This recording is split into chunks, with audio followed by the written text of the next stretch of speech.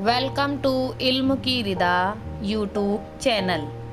Please like share and subscribe my YouTube channel.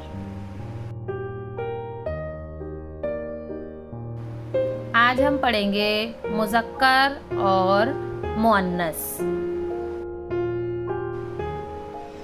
वो इस्म जो बातचीत और लिखने में नर के तौर पर इस्तेमाल होते हैं उन्हें मुज़क्कर कहते हैं।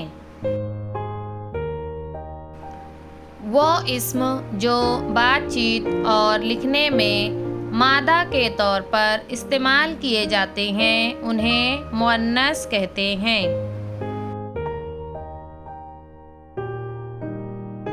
लड़का लड़की,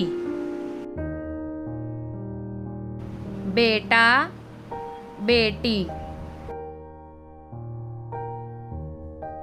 आदमी औरत, मोर मोरनी, मुर्गा मुर्गी, खालू खाला, चाचा चाची, बंदर बंदरिया,